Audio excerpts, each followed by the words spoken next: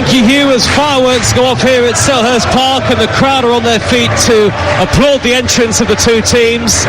Welcome to the latest instalment of a fierce rivalry that has so often produced thrilling encounters over the years, despite these two clubs being 40 miles or so apart.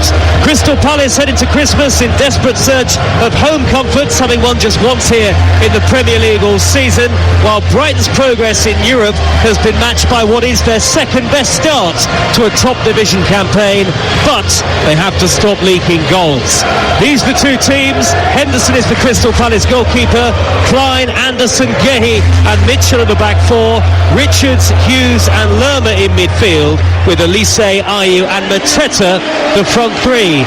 Brighton have Verbruggen in goal, Hinshelwood, Van Hecke, Duncan, Igor the defenders, Gilmore, Belieber and Gross in midfield, with Toma, Adingra and João Pedro are the front three. And boos as the Crystal Palace supporters try to psych out the Brighton players. The team names are being read out by the PA system at the moment, and lots of boos for the away supporters and for the away players alike.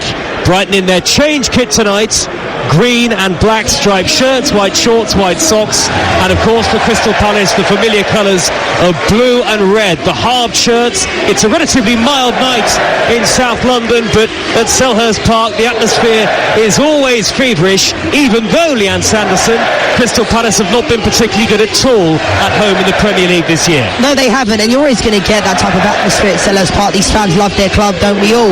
But I think ultimately it comes down to winning, and one win at home all season isn't good. You know, not won a game since November, I mentioned it before. They need to start getting points on the table, and it's the losses against teams like Luton that I think are the ones that the fans expect more from. You know, losing against a team like Liverpool or drawing at the Etihad, that's over exceeding expectations. Well, Leanne, you had an intrepid journey to get here after all the travel chaos, but you have made it after several hours in the car, and it's a rivalry that I think many supporters outside of these two clubs don't necessarily know much about, don't necessarily understand a great deal about, but it has its roots in the mid-1970s, and it's a rivalry that for these two clubs and for these two sets of fans is always their biggest game of the season. They are, and the stats don't bode well for loads of goals, but I'm hoping we can break that for tonight. You know, 5 of the last 8 games have been 1-1, so I'm hoping that we're going to get goals in a really good game tonight, Joe. Well, we've got an early festive treat for you. Live boxing from Saudi Arabia. Joshua and Wilder go head-to-head on Saturday. Once the Premier League Christmas football kicks off, we'll have all 10 games on Boxing Day, the 27th, the 28th, and we're the only place to hear commentaries from the EFL. But first, a proper grudge match. The 101st League meeting between Crystal Palace and Brighton Hove Albion, and we're off and underway, live and only on TalkSport. And an early touch on the near side of the field for Tyreek Mitchell in the left back position. It's Crystal Palace who've kicked us off, playing from right to left in the first half towards the White Horse Lane end of the stadium, with the executive boxes at the top tier, and Brighton in their change kit tonight, playing from left to right towards that Holmesdale Road end, which is on its collective feet. Lots of noise as always from the Crystal Palace fans behind the goal to the right hand side. Lots of home supporters still taking their seats as the ball is floated up to Jordan Ayew on the halfway line, but it's given away by Hughes to Belieber, who looks to race down the middle. It's blocked off though by Hughes again. Crystal Palace have possession on the halfway line, and then retreating was Simon Adingra, who did catch Hughes. It sent the Crystal Palace man sprawling, but the referee John Brooks said play on, and Brighton have comfortable possession inside their own half the field. It's Crystal Palace 0, Brighton 0, a minute played, and I can see Roberto De Zerbi and Roy Hodgson standing on the edge of their respective technical areas. For De Zerbi, his 50th Premier League game as Brighton and Hove Albion boss, and what a job he's done, Leanne. Yeah, unbelievable. I mean, I think obviously a lot of people spoke a lot when Graham Potter left. They felt like this club was going to completely capitulate, and they didn't. They almost went and exceeded all expectations last year, getting to the semi-final of the FA Cup, and he's done an amazing job, but the expectations are higher now this year. They're on a great run in Europe, and they've become a really good team. João Pedro midway inside his own half has tried to pop it through the middle towards the on-rushing Pascal Gross, but it's intercepted by Chris Richards, the man playing at the heart of the Crystal Palace midfield again, despite nominally being a centre-half. He rolls it back to the goalkeeper, Dean Henderson, who thumps it upfield, and it's all the way through to the Brighton goalkeeper, Bart Verbruggen, who tonight becomes the first Brighton goalkeeper this season to play in 3 consecutive Premier League games. De Zerbi has rotated his goalkeepers, and Brighton have struggled to keep goals out. Here's Adingra for them, racing down the near side channel on the right-hand side. 2 minutes gone on TalkSport. Crystal Palace 0, Brighton Hove Albion 0. Adingra wearing gloves, keeps possession and rolls it back to the defender, Van Hecke, on the halfway line. I really like Adingra. I spoke about him before the game, but I was really impressed in the summer series. When he's got his chance this year, he creates things. You know, I'm looking forward to that match-up with him and Tyreek Mitchell down this side, down the left-hand side, and Adingra facing that way as well. Ivorian in his second season with the club, got a streak of white hair, and the ball is with Van Hecke midway inside his own half, and Brighton in possession. And now Dunk, who was particularly vociferously booed by the Crystal Palace fans, of course, his long and successful association with Brighton. Back it goes to Verbruggen, all in bright yellow, and good noise. Really searing atmosphere at Selhurst Park tonight, as you'd expect. Hinshelwood in the right back position for Brighton and Hove Albion. His grandfather was a very successful player at Crystal Palace, would you believe it, in the 70s and 80s. In fact, he was named in their centenary team in 2005. But he's a Brighton player, is Jack Hinshelwood. And they're on the attack with João Pedro near side. He checks his run, goes back to Hinshelwood again. He's midway inside the Crystal Palace half, looked to dart into a central position. João Pedro immediately back to the halfway line, and Brighton just building patiently here. Comfortable possession for the team, have been successful, of course, in Europe so far this season, and actually, despite what everybody might say, they're only 1 point off where they were in the Premier League at this stage last season, so it's not been a bad campaign so far. Mitoma, yellow boots on, corner of the area, infield to Gross on the edge of the box. Can he get his shot away? Lays it back to Belieber. Good tracking back by Ayew, gets a tackle in. It's come to Belieber again on the edge of the D, and now Gross shoots left-footed. He'll drag it well wide. 4 minutes gone. Crystal Palace 0, Brighton 0, and here's Leanne Sanderson. Yeah, Pascal Gross didn't really catch that there. You can see he's appealing. It looked like it did take a deflection, but it was a poor effort in the end. But I think this Brighton team, we know they're going to be patient. They play really high-risk balls in that defensive third, where they're not afraid to play out from the back. They'll play in the 18-yard box and they'll try and break the lines that way. And Crystal Palace just have to be, patient. Brighton right now in this opening 5 minutes have really come onto the edge of the 18-yard box, and that's when you have to commit. You don't want Brighton finding themselves on the edge of your box, being able to pick a pass. Well, it's a great time of the year for football in the Premier League. We'll be at Villa Park tomorrow evening for Aston Villa against Sheffield United on TalkSport, and Martin Keown will be part of our commentary team. And then on Saturday, West Ham against Manchester United on TalkSport at 12:30. At the same time, in the Championship on TalkSport 2, Leeds against Ipswich. TalkSport 2, your home of the EFL. And then at 3 o'clock on Saturday, Luton host Newcastle United, and that will be followed late into the evening by the boxing from Saudi Arabia, Joshua against Wilder. Long raking ball upfield by the Crystal Palace goalkeeper Henderson, making just his second Premier League start for the club. Of course, his campaign has been beset by injury, and it's all the way through to Dunk at centre-half. Dunk for Brighton lays it square to Van Hecke on this lovely playing surface, it has to be said. This lush green pitch, as João Pedro's flagged offside, and Crystal Palace have a free kick inside the centre circle. 0-0. Van Hecke and Lewis Dunk are so good on the ball and so comfortable. You can see there they played a nice little ball through the lines to Gross, and João Pedro just was a little bit lapsadaisical, starting in the offside position and checking back in. But I love the back two, I really do, the centre-backs. I think they're so comfortable on the ball, and it makes it easier for the midfield, because they know if they show either side they're going to get it. Quite a relatively leisurely start to the game, certainly not much in terms of goal-mouth action as yet. Here is Richards dropping into a centre-half position for Crystal Palace, and now Gehi almost in that defensive midfield role, midway inside his own half. Richards from the left of centre, forward to Ayew, neatly back to Gehi, back to Ayew again on this near side, the left-hand channel, and Ayew darts up towards and over the halfway line. He evades the challenge of Belieber, racing forward up to the edge of the 18-yard box now, converged upon by Hinshelwood and Belieber tracking back, and Belieber was caught and goes down, the Cameroonian, the former Lille midfielder, and the referee comes across and gives Brighton and Hove Albion a free kick deep inside their own half the field away to our left. Well, you've seen this in the opening 7 minutes. Mark Gehi there going in to become almost like a defensive midfielder, and Crystal Palace going into a back three. That might be where they're able to find their spare player to be able to break the lines, to break through Brighton, because Billy Gilmore then stepped out, didn't really know who to pick up because Mark Gehi stepped out into the midfield. So that could be definitely something that Crystal Palace can capitalise on. Brighton have just played through the press with almost effortless elegance here, and the ball is with Van Hecke on the edge of his own 18-yard line. Square ball to Dunk, right in front of the Brighton fans on the far side, to the left of the Arthur Waite stand, here in their thousands tonight, and full of voice. João Pedro, the number 9, is robbed of possession though by Gehi, and it's Elise. Elise so crucial, of course, to everything that Crystal Palace do. And remember, Abire Eze is only on the bench tonight after his recent bout of injury.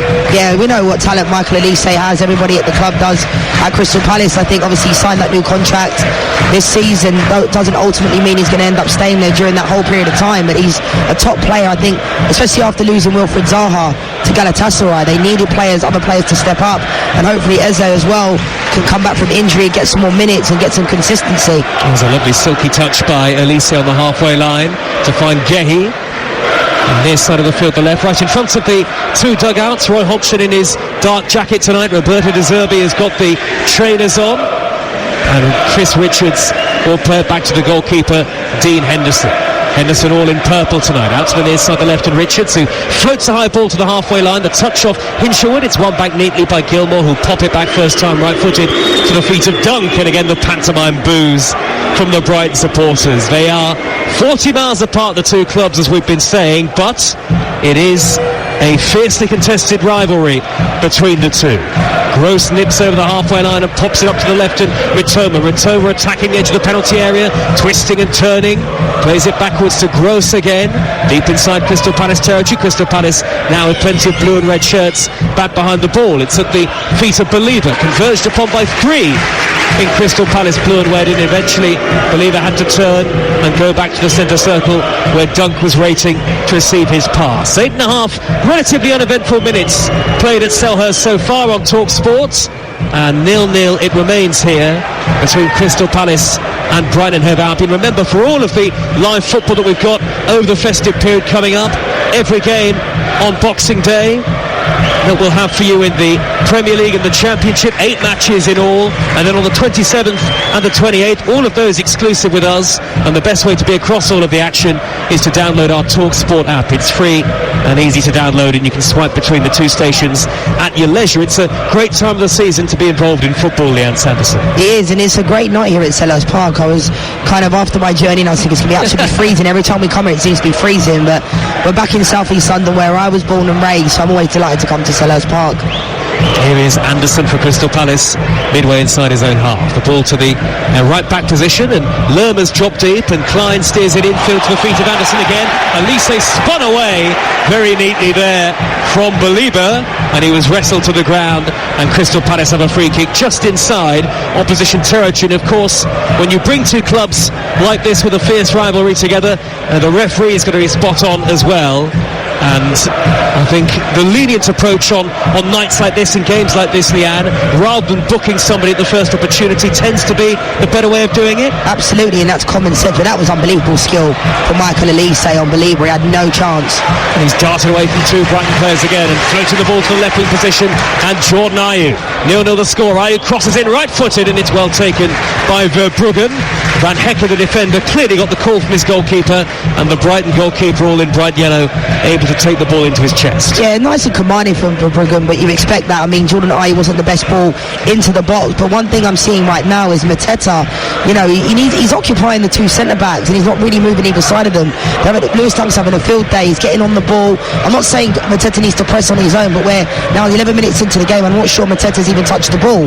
And we know Brighton have had most of the possession. Palace have to be patient, we know that. But I want to see the centre-forward getting on the ball, getting some touches, trying to create some opportunities. And he was a scorer, Mateta, in that stirring late comeback for Crystal Palace away at the Etihad, as Gehi and João Pedro collide. João Pedro sitting on the ground, looks towards the referee, arms outstretched, but John Brooks isn't interested. That was direct level with our commentary position here in the main stand with the pillars and the low slung roof.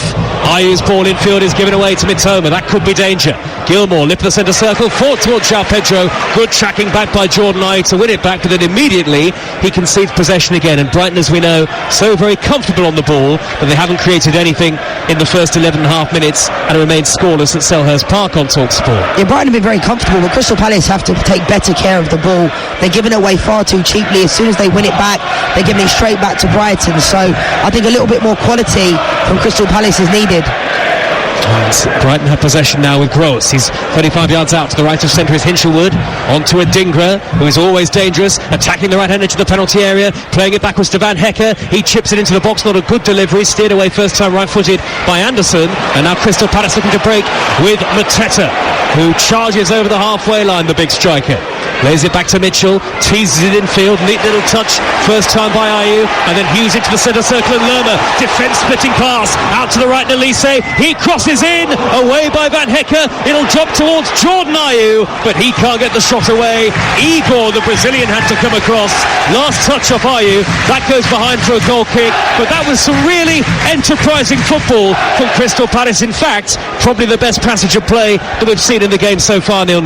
It was. Jean-Philippe Mateta must have heard me, because I said Joey needs to get involved, and he came and got involved in his left-hand side and did really well. Held the ball up well, played a nice little pass inside, and then Michael Elise ended up coming out with the ball, and Mateta ended up getting on the end of it as well, making a really, really long run from the halfway line. So it's exactly what Crystal Palace need to do. Catch Brighton on the counter, especially when they're committing everybody forward. Leanne Sanderson with the striker's instinct, the former Lioness. 0-0 here and 0-0 in League 1-2 between Derby County and Lincoln City at Pride Park. That kicked off at 7:45. It's Crystal Palace against Brighton on TalkSport with Now. Don't forget, you can stream all the Sky Sports action, like Crystal Palace v Brighton, live right now for $11.99. No contract, search Now Sports. You're with TalkSport. Little touch by Mitoma, floating it up the left towards the run of Gross. Mitoma blocked off, though, on that far side by the very sturdy, always dependable Joachim Andersen. And at times, Leanne, it looks like are Crystal Palace going to a defensive five when they're not in possession? Richards is certainly playing deeper than we might have expected so far tonight, as Dunk is fouled and wins a free kick. Yeah, not in possession of five, and then they seem to go into a three with Mark Gahey going into the midfield at times, looking to get the ball from Dean Henderson in that spot, and he's definitely the spare player when they're on the attack. But going back to what you're saying, Joe, about being an instinctive centre forward, I always wanted the ball. Some managers like that, some managers hated it, but I always wanted to be on it and get the confidence to get your touches in the game. Elise threading the ball forward up the inside right channel towards Lerma. Little back heel looking for the underlapping run of Nathaniel Klein on that far side to the right in front of the Brighton fans, who number about 2,000. They're all on their feet. Not a spare seat to be had at Selhurst Park tonight, live on TalkSport. Nearly a quarter of an hour gone. Pretty even between these two historically in terms of league meetings between the two clubs, as Derby take the lead at home to Lincoln, as we just mentioned that game in League One tonight. Conor Hourihan has given Derby a 1-0 lead. And the ball is back with Brighton and the goalkeeper Verbruggen, who has drawn level with Jason Steele tonight. 9 Premier League appearances apiece for the two goalkeepers, and they are very much rotatable. And two goalkeepers who are very good with the ball at their feet, as is essential when you play for Brighton, and really essential when you play for most Premier League teams nowadays. But they're leaking goals though, Joe, so that leads me to believe that no manager really wants to have to keep flip-flopping their goalkeeper.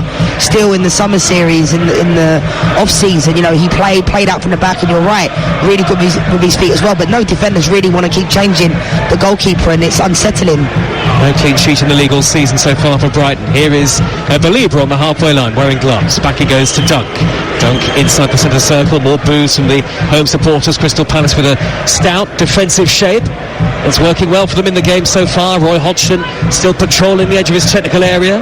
And here is Van Hecker, just inside the Crystal Palace half. Crossfield right to left. That's behind Mitoma, who slides and stretches to keep it in front of the Arthur Waite stand, and back it goes infield to a central position, and Dunk once more just tucks it forward to Gilmour, the Scot.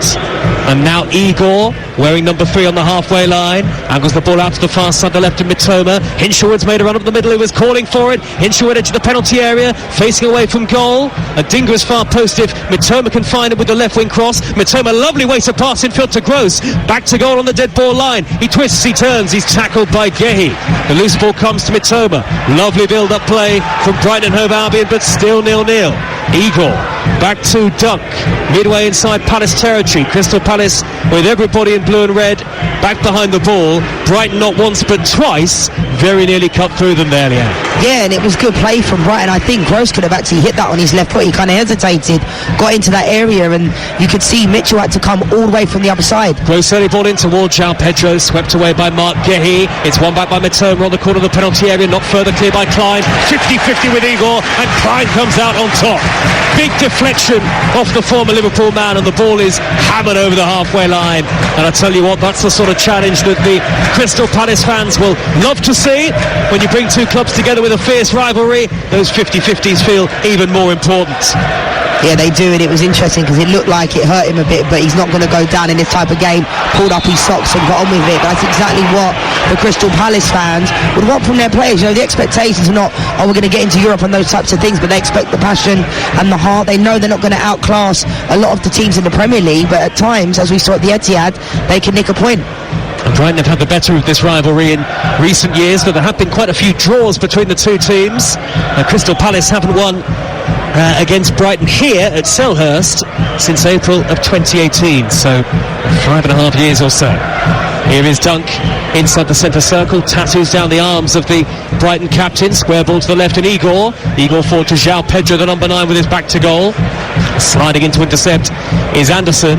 And Brighton, just like Crystal Palace, when they're in possession, the away team, it's 3 at the back with Igor as the left-sided centre-half. It is, and Billy Gilmore's dropping in, getting on the ball, which is making Will Hughes have to kind of get dragged out of position. Igor's knocked back through the middle towards Hinshelwood. It'll run to Adingra, right hand into the penalty area. Good save by the goalkeeper. Bounces out to Gross, struggles the ball, hit by Belieber. Left-footed, sliced wide. It fell neatly for Simon Adingra. Right-hand edge of the 18-yard box. He struck it firm and true, and Dean Henderson parried the ball away to safety, and in the end it's behind for a goal kick. First real chance of the game. 18.5 minutes gone on TalkSport. Still Crystal Palace 0, Brighton 0. Yeah, I think that's got to go down as a really good save from Dean Henderson. Adingra did everything right, apart from put the ball in the back of net, went across Dean Henderson's goal. Good save, and he parries it away. But again, you know, what's happening now is Adingra's coming in from this right-hand side, and Mitchell's getting dragged out of position, which is leaving, you know, the fullbacks are out of position, which is leaving space for Adingra. I mentioned about Mateta not touching the ball. Mitoma has hardly had any of this ball. Nathaniel Klein has been really good getting stuck in down the right-hand side. Matoma's barely touched it. Scoop forward by Anderson, high towards the left-hand channel, the header away by Hinshelwood, and now Richards on the halfway line. Little ball through the middle towards Mateta, scrambled away by Van Hecke, and now the halfway line is Gross. Lovely ball at the left-hand side. Mitoma will chase it. Goalkeeper thought about coming, then retreats to his line. Mitoma's kept the ball in on the dead ball line, but unfortunately for him, Nathaniel Klein, a man who has great pace, was retreating, and Klein scoops it high up towards the halfway line and away from danger. It's 0-0, but suddenly the pace of the game is starting to pick up here, Leanne. Yeah, there's not really much Mitoma could have done there. The ball was over here, he put his foot on it, and Nathaniel Klein did really well to clear the ball. João Pedro with his back to goal. Gehi gets a tackle in. Now Dunk, almost on the centre spot, forward to Belieber. Brighton enjoying lots of possession and increasing amounts of territory as well. Dunk rolls the ball back to goalkeeper Verbruggen. Verbruggen has the ball midway inside his own half of the field. You can join the TalkSport Match Centre, by the way, on TalkSport.com for all the up-to-date football results, fixtures and tables as Brighton go long up towards Adingra, but it's gathered by Dean Henderson. And then, of course, football tomorrow night from the Premier League, on Saturday as well. And then all of the important Boxing Day action live with us. 8 games, including Manchester United against Aston Villa, Burnley against Liverpool, and Newcastle against Nottingham Forest, Ipswich against Leicester, the top 2 in the Championship, all on TalkSport and TalkSport 2. And on Saturday night, live boxing from Saudi Arabia with both Deontay Wilder and Anthony Joshua in action. Here is Adingra. Midway inside the Crystal Palace half, he's nutmegged Mitchell. Mitchell almost slides in to win it back. Little back flick to Hughes. Hughes is midway inside his own half the field, turns, pirouettes away from Believer, and is then fouled. And that's an intriguing midfield battle that's ongoing between those two. I'm making about 50-50 at the moment, Leanne. Yeah, I'd say so. Will Hughes does very well. Nice little pirouette to come out of it. But the matchup I'm really enjoying is this Mitchell versus Adingra down this right-hand side. It's been a really good matchup. One time, Adingra's gone past him, done a little scissor move. The Tyreek Mitchell comes out with the ball as well. So the matchups, we can see after the 20 minutes, the game usually settles down a little bit. See Jordan Ayew trying to get on the ball a little bit more. But Crystal Palace just need to pick their moments. We know that Brighton are so good in possession. They pick their moments. They're good on the ball. They very rarely give away the ball. The fans like that. Anderson just did a little Cruyff turn. You can see they like that. Lots of allays from the Crystal Palace supporters behind the goal to the right-hand side. Palace playing from right to left in the first half. Anderson's ball over the halfway line. Elise miscontrols and it rolls through his legs, and Igor will send it back to the goalkeeper. Both teams have cancelled each other out really in the first half so far. And midway through the first period, or just about, Adingra's effort stinging the palms of Henderson. That's the only chance that we've really had so far. Live on TalkSport. The ball is with Dunk midway inside his own half the field. Van Hecker will roll it back to goalkeeper Verbruggen again. Verbruggen, a summer arrival at Crystal Palace, at Brighton and Hove Albion. He's inside his own half the field, inside his own penalty area in fact, and Gilmour will tuck it back to Dunk, quickly forward to Gross. All first time passes this out to the left back position, and Igor back to Gross. They've gone from back to front here, Brighton, and it's Mitoma charging forward towards the edge of the penalty area, blocked off by Nathaniel Clyde. And for all of the good build-up play, there was no end product. Now Elise potentially on the counter, shuffling forward nonchalantly, ball in field with that favoured left foot to find Mateta, back out wide on the far side the right to Elise again, corner of the penalty area, twisting beyond Igor backpedaling down by the dead ball line. Elise tries to curl in the cross, Igor gets the block in, the ball spirals up into the dark night sky. Floodlights on of course at Selhurst. Crystal Palace have it back with Klein in the right wing position, and still 0-0 as Anderson sweeps the ball back to the halfway line, and Gehi. Igor did a really good job there because he got dragged out of position, and you can see the moment before Michael Elise had a poor touch and then Igor just bit and took the ball away. And I think when you go 1v1 against Michael Elise, you could just see him doing scissor moves, trying to get round him. Igor did very well. And another player, fullback positions tonight, not seen much going on in the 18-yard box, but in those outside fullback positions, Nathaniel Klein's having a brilliant game. So goalless at Selhurst Park. For the latest odds, you can head to Ladbrokes. Right now, Crystal Palace win at 13-5, a draw at 15-8, and Brighton to win 6-5. That's all thanks to Ladbrokes 18+, begambleaware.org. Here's Elise midway inside his own half of the field. And now Mitchell in the left back position forward to Hughes. Hughes steers the ball first time left-footed into the path of Ayew, dropping back into his own half, the number 9 with the gloves on. He missed the game at Manchester City at the weekend due to a suspension. And the ball is back with Henderson, and now Gehi on the edge of his own penalty area. Got to be careful here. Gehi turning away from two green and black shirts. Forward up towards Ayew again. Ayew is tripped by Hinshelwood, who slides in, and that'll be a free kick. That was a very controversial sending off, of course, for Jordan Ayew here against Liverpool, when Crystal Palace played very well live on TalkSport, but didn't come away with the result. No, and I think we all know, I think that was a poor decision from the referee. Changed the game completely, and you can see Liverpool were going to run away with it in the end. Joachim Anderson down the far side the right for Palace, and he tries to knock it in field to Mateta. Mateta had made his run a little too far ahead of the pass. It actually hit his heels and flew away from goal in the end. So Brighton have the ball back with Dunk on the edge of his own penalty area, and it's still 0-0 as we tick towards the 25-minute mark. It's quite tense in the crowd now, Leanne. Not quite as lively in the stands as it was before the game when we had the light show and the fireworks going off. Yeah, it is. You can see the home side end is still getting behind the team. I think, Brighton, we know they've had a lot of possession in this game, but they just have to pick their moments. Crossfield ball by Believer, high out to the left, the far side of Mitoma. He took it down neatly, ball sticking to his right foot like glue. Now he pushes it on to Gross, back to Mitoma from the corner flag. Mitoma he tried to race beyond Elise, Klein and Anderson there. He was never going to get beyond all three. Anderson stopped him in his tracks, and then a clash off the ball involving Jack Hinshelwood and Jordan Ayew. The referee hasn't spotted it. The fourth official will have had a clear view. John Brooks will be in communication, and he's just pointing towards Hinshelwood. And nothing doing, I don't think. We've got little monitors in our commentary position here, so we can re-watch it again, but I don't think there was too much in that collision. No, I don't think there was much in there from Hinshelwood. I think it was just a collision. You know, you can see why Jordan Ayew was trying to kind of, the fans were on his side as well. They were even signalling for offside behind the goal, which is what you'd expect them to do when Anderson was there. None of the Palace fans are even in line, but they're going to appeal for it. Well, this game yet to really spark into life. And maybe for Crystal Palace, not unsurprising given their home form so far this season. And they've only scored 7 goals here at Selhurst Park. So not surprisingly the worst home scorers in the Premier League this season, and the third worst in terms of shot conversion. Mitchell forward though to Mateta, edge the D. Mateta sizes up a shot, and it's gathered by Verbruggen. It was straight up the goalkeeper. Yeah, it wasn't the greatest of efforts, but Mateta's getting into better positions. That's exactly where you want your number 9. You want your centre forward there, getting on the ball. Wasn't the greatest of first touch. I thought Lewis Dunk could get a little bit tighter. Doesn't really catch it in the end, but you can see Palace are going to pick their moments. They're okay not having possession of the ball. They're just going to pick it, but Mateta has to do better there for me. At least make the keeper make a save. Gehi retreating back to his own goal and lays the back pass rather sensibly, well wide of the goal itself, to the feet of Henderson, the goalkeeper, out to the edge of his penalty area, and he hammers the ball, belts it high into Brighton territory. Lovely cushion header by Igor. Square to Gilmour. Gilmour with an incisive pass to the halfway line and João Pedro, and it's rolled cross-field by Belieber, left to right to find Hinshelwood with the red and black boots on in the right back position. Looks very comfortable in the side, does young Jack Hinshelwood. Header away by Klein for Crystal Palace from the right back position, not very far.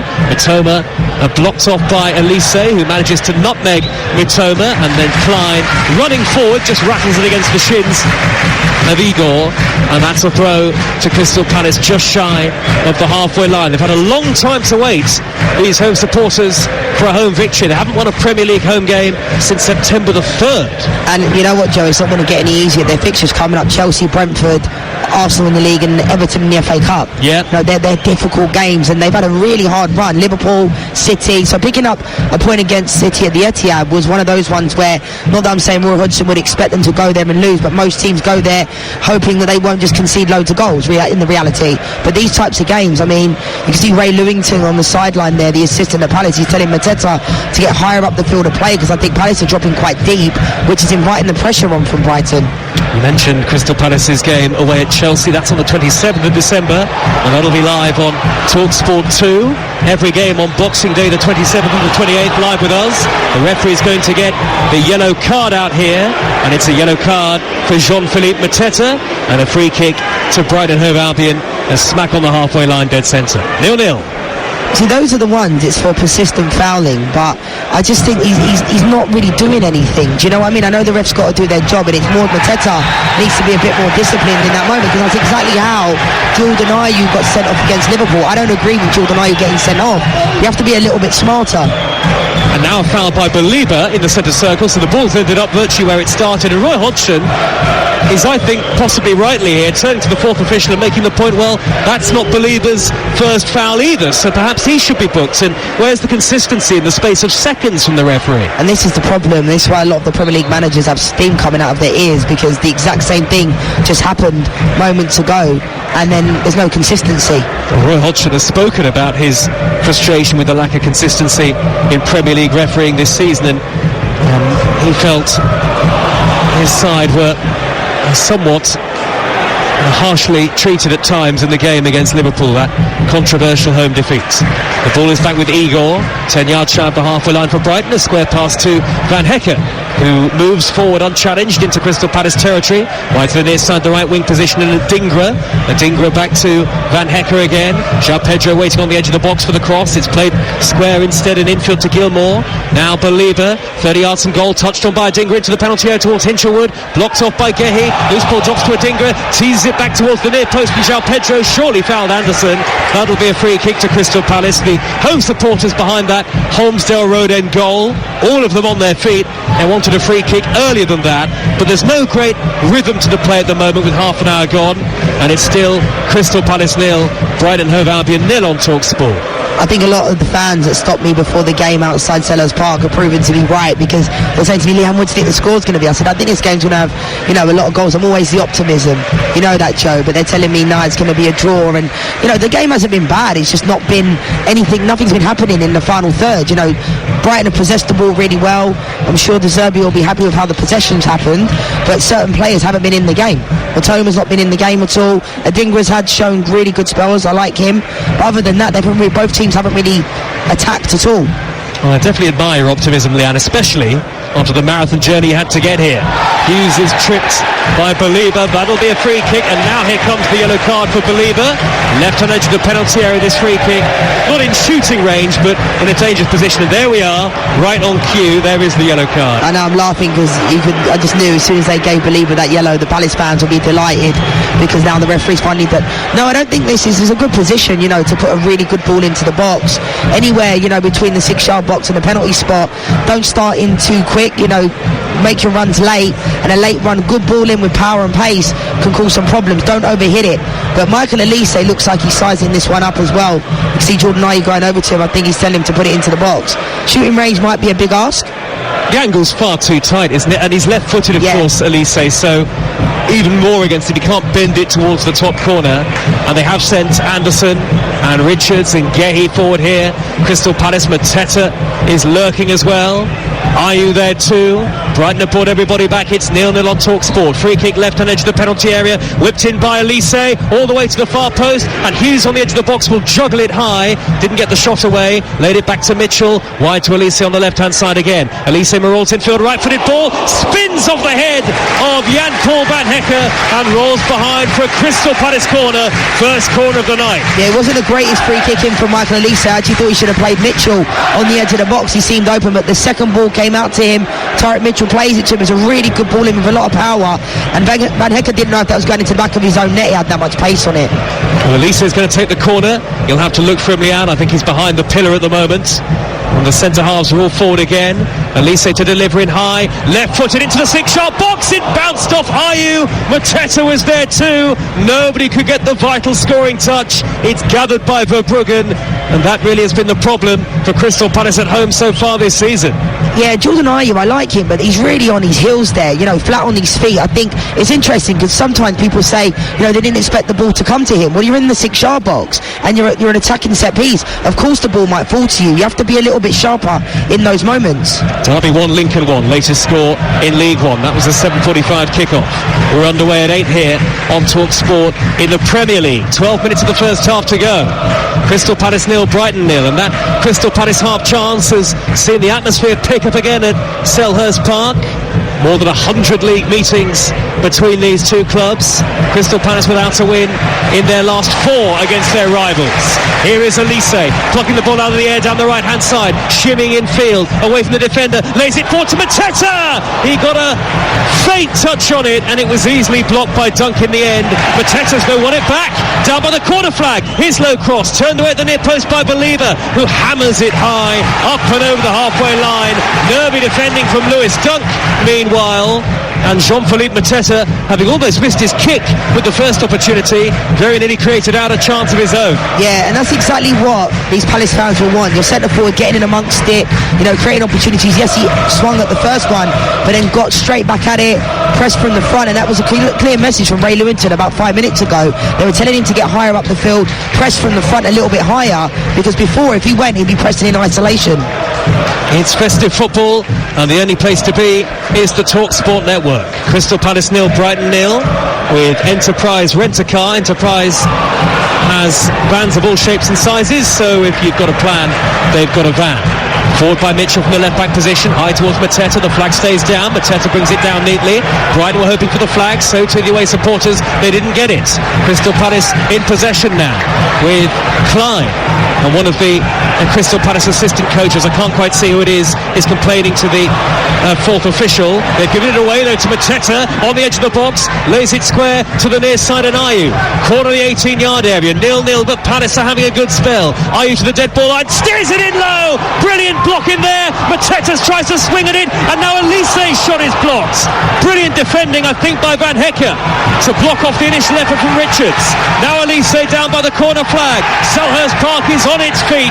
The referee's blown for a free kick to Brighton, which is a baffling decision on the one hand because Crystal Palace thought Elise was fouled, but if it was a free kick to Brighton, he shouldn't have blown for a free kick because João Pedro was maybe away on the counter, so the advantage should surely have been played. It's still 0-0, 9.5 minutes of the first half remaining, but it's starting to get spicy in South London here. Yeah, that was quite strange because Pascal Gross came away with the ball. The advantage definitely should have been played, but I think the referee, because it would have been interesting if they'd have scored from that one, Joe, because you could see De Zerbi was going crazy because it looked offside. You know, it looked like they came from an offside position to get onto the ball, so it would have been interesting to see if they would have scored from that Crystal Palace, what would have happened then. Human error will happen.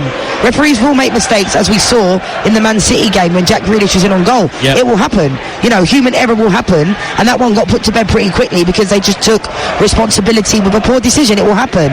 But I think these managers are going out of their mind because of the inconsistency of the officiating. Here is Van Hecker, just shy of the halfway line. Square ball infield to the diminutive former Chelsea man Gilmour, and now out on the left is Igor forward to Mitoma, just inside Crystal Palace territory. His ball forward towards Gross, not a good one, but then it's given away by Anderson. One back by Igor, crossfield ball by Gilmour on the diagonal, look for Adingra, cleared away by Mitchell at the first attempt.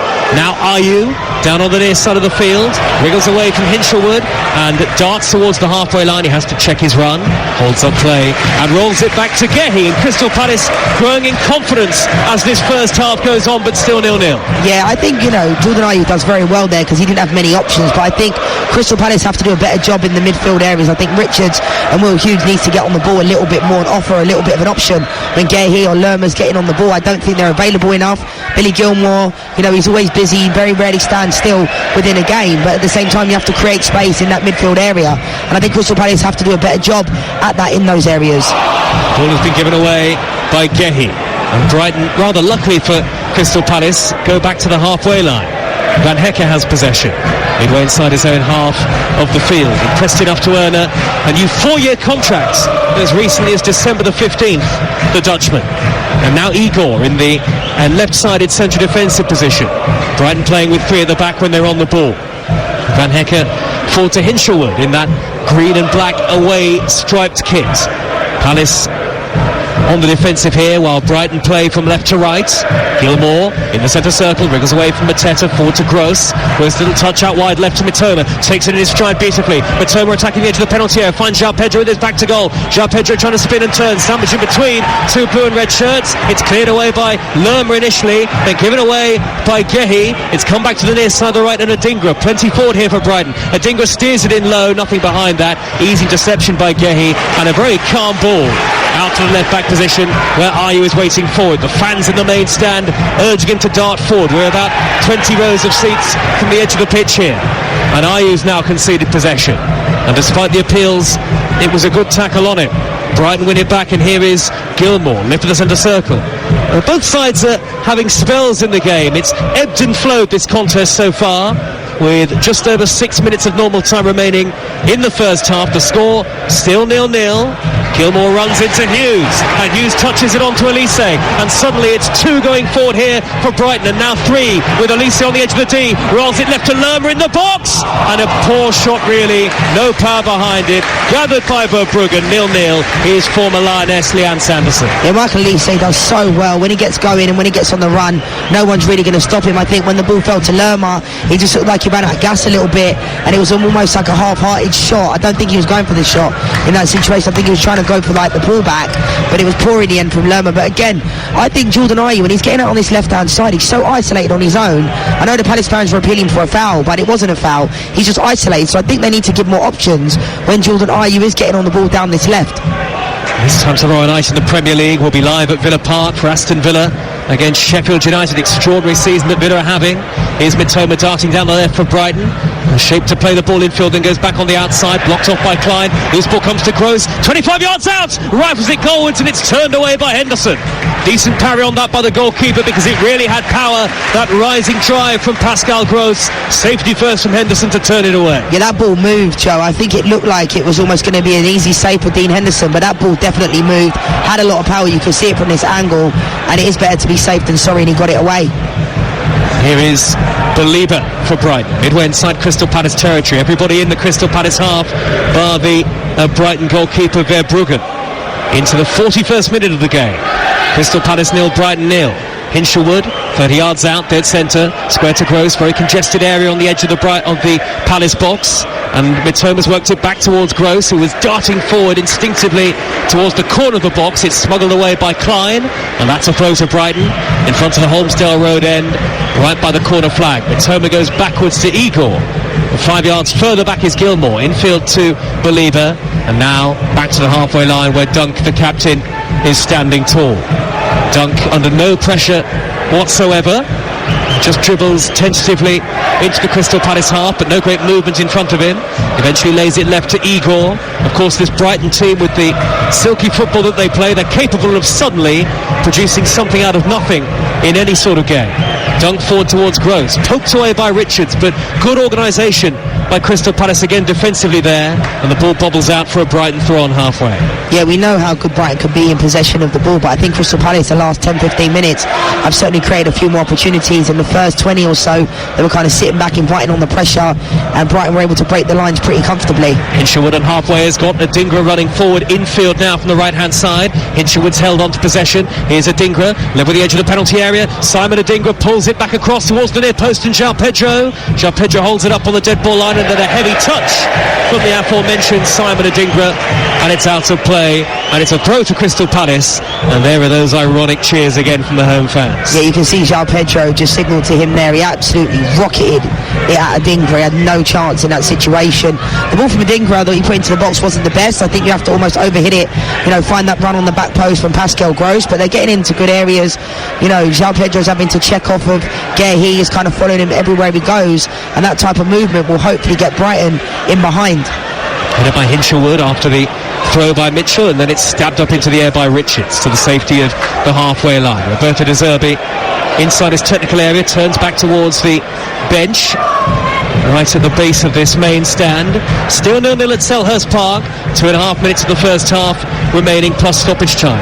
Van Hecke floats the ball up the inside right channel, well controlled by João Pedro. 11 goals to his name this season, but his touch is heavy, and it's rolled out of play for a throw. You can't underestimate the job that De Zerbi is doing at Crystal Palace, particularly given their first ever season in European football so far this season. Of course, they're into the round of 16 in the Europa League, and they're only a point off where they were in the Premier League at this stage last season. Yeah, amazing what De Zerbi's done at Brighton this year and last year. And like I said, a lot of the Brighton fans were worried when Graham Potter left, and the type of football and the style. Brighton have always been good since they come back into the Premier League, but they could never put the ball in the back of the net.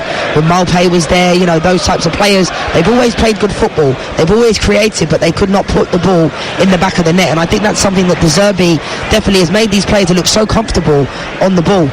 Mitoma forward towards João Pedro, lovely little flick out to the left hand side, and Gross back towards the halfway line, touched forward first time by Igor to Gilmour, midway inside the Crystal Palace half. De Zerbi feels that Brighton could have at least 6 more points, having looked back at their Premier League games so far.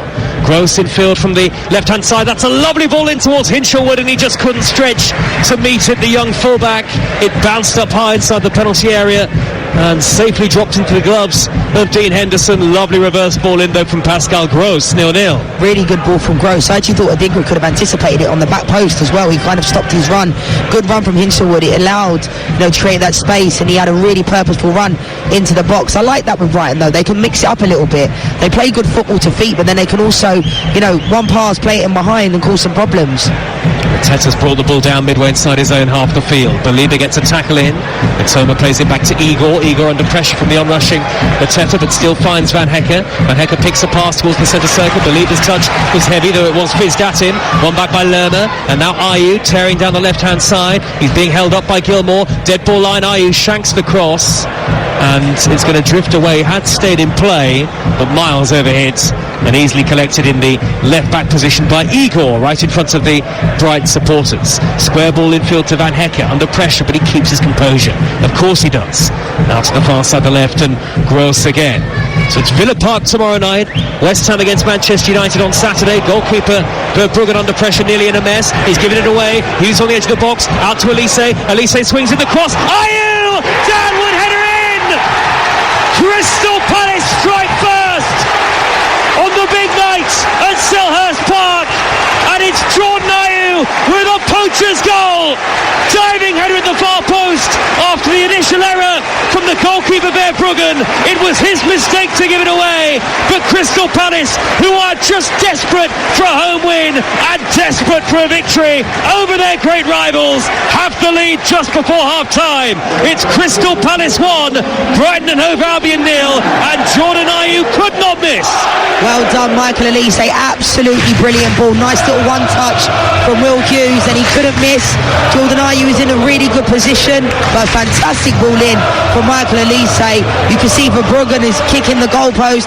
He knows sometimes you can be too cute playing out from the back. This is what Brighton have done this season, and when it works, it works, and when it doesn't work, that's what can happen. And Jordan Ayew and Michael Elise punished them, and fair play to Crystal Palace, because they haven't had the possession, they haven't had their best first half, but they might be going in 1-0 up. And so no clean sheet again in the Premier League for Brighton. 22 games without a clean sheet in the Premier League for them. That is, and not unsurprisingly, a club record in the league. But for Crystal Palace, desperately seeking victory over their fiercest rivals, the lead at Selhurst Park. And now the home supporters are alive with noise. Even in the main stand, they're on their feet. We are 90 seconds into stoppage time. There was a minute added, and the Holmesdale Road end, well, not just the Holmesdale Road end, this whole ground is bouncing. 1-0 to Crystal Palace on TalkSport. Can barely hear myself for the noise of the home supporters. And in the Premier League, we want atmospheres just like this.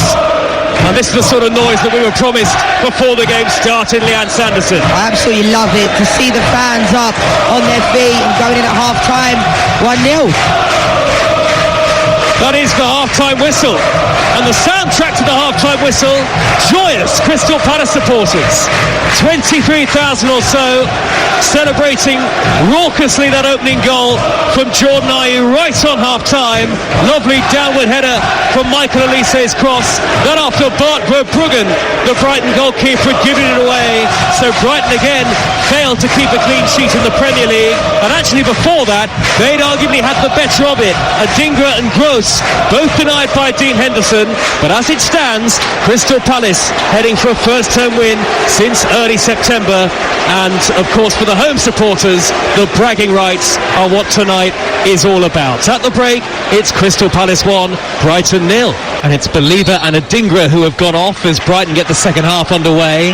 And Danny Welbeck, who has been injured for much of the season, and Facundo Buonanotte are the two who have come on. So some reorganisation for Roberto De Zerbi at half-time. He walked back to the technical area stern-faced for the start of this second half, and Brighton a goal down to their fierce rivals Crystal Palace. So as it stands, we'll move 11 points clear of the Premier League relegation zone. Brighton in possession very early on in the second half in their green and black away kit, the striped shirts with the white shorts and white socks, and they're playing from right to left in the second half towards the White Horse Lane end of the stadium. And Crystal Palace in their blue and red playing from left to right towards the Holmesdale Road end of the ground and seeking their first home victory since early September. They are unchanged. So Henderson is the goalkeeper with Klein, Anderson, Gehi and Mitchell the back four. Richard sitting just in front of them alongside Hughes. Lerma further forward. Elise, Mateta and Ayew, whose goal separates the two teams, are the three up front. Just Ayew's second goal of the season so far. Brighton with Verbruggen in goal. He was partly at fault for the opener, giving the ball away in the build-up. And I'll break off as Crystal Palace come forward with Elise. Little touch to Ayew on the edge of the D. Lerma 25 yards out. Wide left to Mitchell. First time to Elise. His cross blocked by Van Hecker. And that'll be a corner to Crystal Palace at the Holmesdale Road end. And the noise at the end of the first half and the start of the second, with Crystal Palace leading 1-0 on TalkSport, really is something, Leanne Sanderson. It's just amazing what a goal can do, Joe, because you can see they've started this second half completely on the front foot. Fantastic run from Michael Elise, and now he's on the set piece. The Brighton team to come in just a moment. Elise will take this left-footed. It'll swing away from goal as we look at it. Hoists it high towards the penalty spot. Gehi underneath it. Could drop at the far post. Here comes the goalkeeper. Hasn't got there. Headed away by Van Hecker. Ayew right on the edge of the penalty area. Thought about a shot. The assistant is flagging. Up goes that checkered flag on the near side. And a free kick given to Brighton and Hove Albion. But again, Verbruggen, the goalkeeper with number 1 on the back of his shirt, though he certainly isn't I don't think the defined number one at Brighton. He and Steele have played an equal number of Premier League games. He was hesitant again there, Leanne. Yeah, that was poor from Verbruggen again, and he's quite fortunate that it was offside and the referee gave it, but yeah, not commanding at all. Excellent start to the second half from Crystal Palace, who lead 1-0. Mateta with his back to goal, inside the area, lays it off to Lerma, who chips it in, overhit. Elise will race across and keep it in the number 7, trying to waltz beyond Igor. Dancing feet from Elise, left-footed cross, loops up into the dark night sky. Hughes was being held there by Gross, though I think it was probably going on between both of them, and maybe that's why the referee didn't think to give a penalty. That's going to be, I don't think we want to see penalties given, but the way I look at it is if that's outside the box, that's a foul. You know, Will Hughes is being held, so I can see why they appealed for it. We don't really want to see penalties given for that. I'll give you the Brighton side in full in just a moment, but they're having to withstand lots of Crystal Palace pressure early in the second half as we watch on from our commentary position at the back of the main stand, halfway inside the half to the right, so close to the Holmesdale Road end where there are lots of banners and flags behind that goal. About 20 rows to the near side touchline. I can see Roy Hodgson and Roberto De Zerbi. And Roy Hodgson, who was having a quiet chat with Danny Welbeck before the game. Of course, they know each other from their England days, and there were obviously warm words exchanged between the two, it looked like. Welbeck on the field now, though, in a Brighton shirt, looking to get them an equaliser. Live on TalkSport as we tick towards Christmas, and of the festive football, TalkSport, TalkSport 2 and our app, the only ways to hear all 10 Premier League commentaries on Boxing Day, the 27th and the 28th of this month. Here is Gross over the halfway line, tracking back is Hughes. That looked like a foul. Referee played the advantage. Dinked forward by Buonanotte, and in the end, after that came to nothing, the referee does pull the play back, and that's a Brighton free kick and a yellow card for Hughes. Good refereeing. You know, you've got to give credit where it's due because he tried to let the advantage be played, and obviously Will Hughes there just takes down Gross. Definite yellow card and a foul. And it's the two of them standing over it for Brighton here, Gross and the Argentine Buonanotte, who will celebrate his 19th birthday on Saturday. Another prodigious young talent at Brighton Hove Albion. The free kick just in front of the lip of the centre circle, so pretty much dead centre. Gross dinks it hard in the middle. João Pedro controls in his chest. Tracking back is Mitchell to get a vital tackle in, and that's a quarter to Brighton in front of the away supporters. 5 minutes into the second half as they seek an equaliser. I'll tell you what, that was a really good touch from João Pedro, because those ones are not easy to control, you know, on the half turn on the chest. I think it's Gross who's gone across to take it on the far side, the right, in front of those 2,000 away fans. Got a decent record in this fixture, Brighton. Crossing to the near post, João Pedro getting up again. Could drop down towards Danny Welbeck. Corner of the 18-yard box. Real scramble in front of goal there before the loose ball, as you can probably tell from the cheers of the home supporters, is plucked out of the air by Dean Henderson. Crystal Palace 1, Brighton 0. Yeah, again, you know, João Pedro and Danny Welbeck being up there, at times it looks like they could go into a 2, and João Pedro could also maybe drop into that 10 position, but I think that would change the dynamic. I thought Odingra did well in the first half. I thought he looked bright, you know, getting up and down, and I'm not sure if he would have been the player I'd have taken off. Mateta trying to barge his way through. Goalkeeper Verbruggen spreads himself on the edge of the penalty area and manages to gather. It was a high ball hammered forward by Henderson. Mateta thought he was being held. So too did the Crystal Palace fans. Lots of pressure on the referee, John Brooks. And in the end, Verbruggen had to make a decent save. And here come Brighton on the counter with the number 40, Buonanotte, sprinting down the middle at terrific pace. Almost getting beyond Anderson. Loose ball comes to João Pedro. Hammers it miles over the top. That might have landed in the executive boxes of the White Horse Lane end. That went so high. Good promising run though through the middle from Buonanotte. Crystal Palace lead 1-0. Yeah, great direct play from Buonanotte, picking up the ball. I actually thought he got pulled back and it looked like it could have been a foul. João Pedro, ball fell to him, pretty erratic in the end. Not much composure at all, and then sailed it over the bar. Right, here is that Brighton team. Breathless start to the second half. It's Verbruggen in goal, Hinshelwood, Van Hecker, Dunk and Igor the defenders. Gross and Gilmore in the holding roles now. Welbeck, Buonanotte and Mitoma in support of João Pedro through the middle. And Danny Welbeck is tearing away from both Hughes and Elise. Checks back in field and goes back towards the centre circle. And Gilmore. Now Igor on the halfway line. And Brighton have arrived in the second half, it feels like, after a difficult opening to it. 7 minutes played in the second period. But they are a goal down as there's a foul by Lerma on Buonanotte and a free kick to Brighton. Dead centre midway into the Crystal Palace half. Derby 2, Lincoln City 1, a latest score in League One. Kane Wilson has put Derby County back in front in what was a 7:45 kickoff. Buonanotte and Gross over the dead ball here. Long way out, too far out for a shot. Plenty forward in those green and black striped shirts for Brighton and Hove Albion as Gross floats the ball high towards the far post, and it's way overhit. Really poor delivery. I don't think that even bounced once before going out to play, Leanne. No, that was a waste in the end for Pascal Gross. I think he looked bright in the first half. He was getting into good areas, put a couple of decent balls into the box, but that one was a poor one. Quite mild for December at Selhurst, a notoriously chilly ground, as we've found out over the years. But you know what, Joe? Anything's warmer than Hampton Park. I'm still defrosting, I think, from being up in Scotland a couple of weeks ago. Yes, we were there to watch the Lionesses, and tomorrow night on TalkSport we'll be in the Premier League for Aston Villa against Sheffield United. Game day returns on Saturday. West Ham against Man United, Luton against Newcastle, and Leeds against Ipswich in the Championship. Now then, there's a foul on the unrushing Buonanotte midway inside the Crystal Palace half, and the referee immediately sprints over to the situation, and he's going to take out the yellow card here, and it's going to be a yellow card that I think is going in the direction of Tyrick Mitchell. It is. Brighton wanted to take the free kick quickly, but John Brooks has pulled it back. I'll tell you what, how bright has Buonanotte looked since he's come into this game at half-time.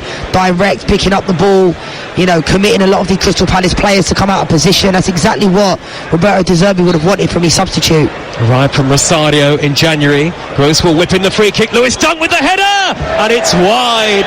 Only a couple of yards wide of the far post. The Brighton captain would have loved a goal against Crystal Palace in front of the White Horse Lane end, but he couldn't direct the header on target. It's a big chance missed. It is. I'll tell you what, it was a fantastic ball into the box. Yes, he was opposed by Anderson. It wasn't an easy one, but I think a player like Lewis Dunk, who's really usually good in the air, he'd be disappointed in that one.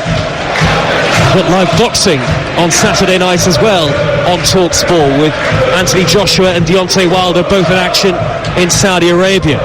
We'll bring you commentary on Saturday evening. Here is Matoma, forward towards Welbeck, midway inside opposition territory. Half tackled away by Hughes, but it's come back to João Pedro. João Pedro sprays it wide to the right-hand side. Charging forward is Hinshelwood in the area. Oh, he missed his kick, but was he fouled? Referee has signalled for a goal kick. Despite appeals from the Brighton Hove Albion players who surround John Brooks, Hinshelwood darting forward seemed to kick the ground with Ayew right behind him. And John Brooks, I'm sure, will be in communication with the VAR, but it seems to have settled down now, and the referee is very much going to stick with his decision. The goal kick is given. Yeah, I mean, it looked like he kicked the ground. I can understand why his teammates were appealing. We can see it here.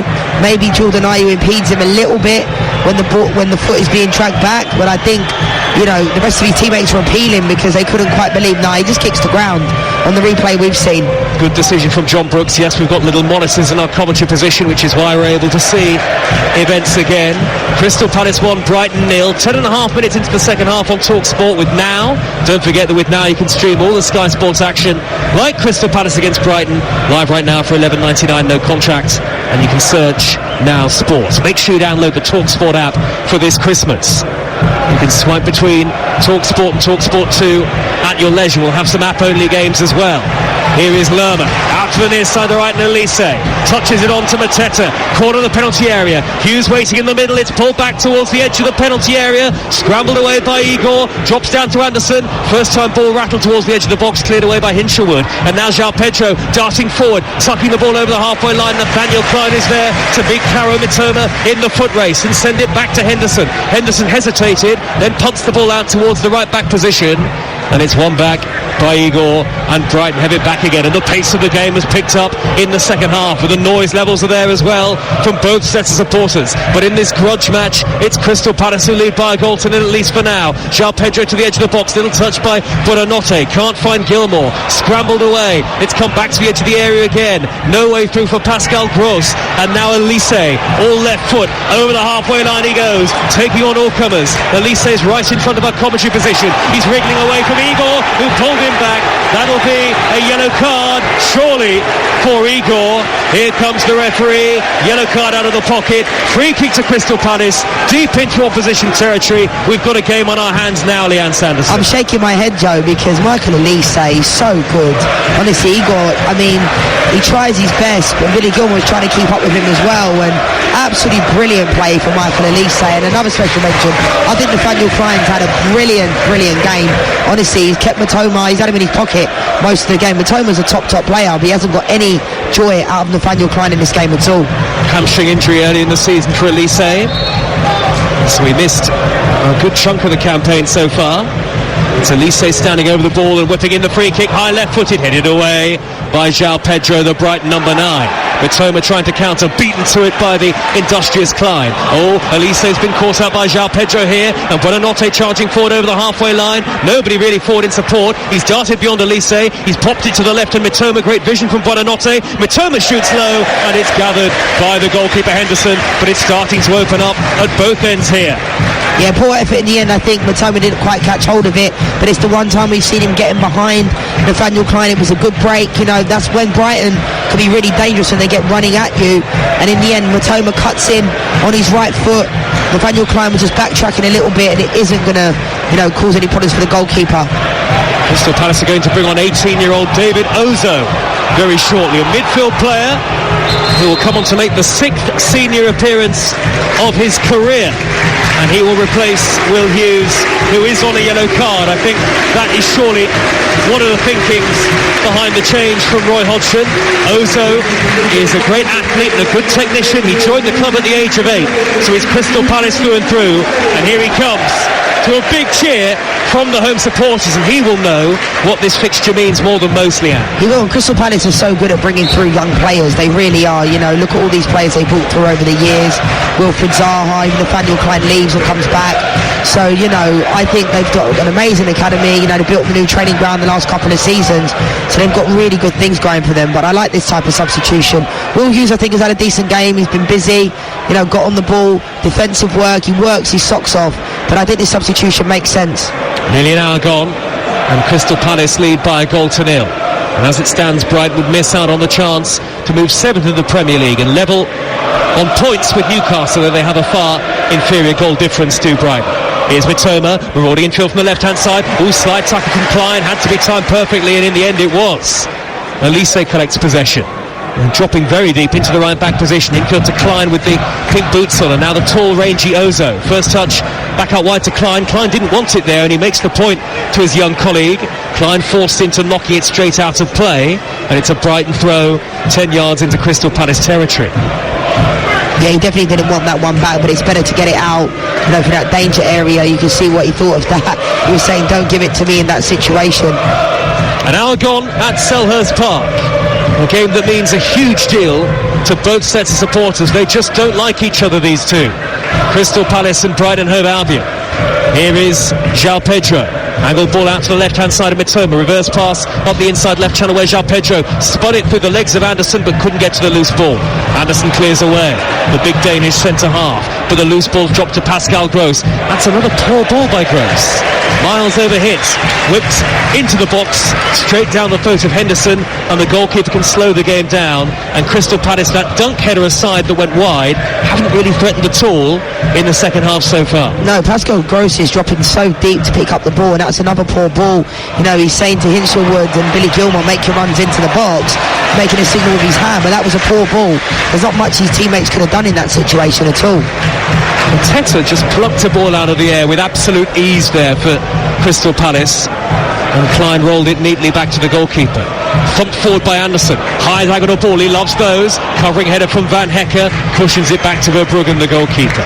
So I don't mind that from Crystal Palace, that diagonal ball, because you want to see those types of runs from Jordan Ayew and Mateta getting on the ball. We know historically Crystal Palace centre forwards don't score a lot of goals, but what you want them to do is make themselves busy, and I think Mateta, the end of the first half, started to run himself into the ground, get into good positions, starting on the front foot, and that's exactly what it helped his teammates. When you're doing that from the front and you're pressing from the front, not in isolation, it can help, not invite pressure on.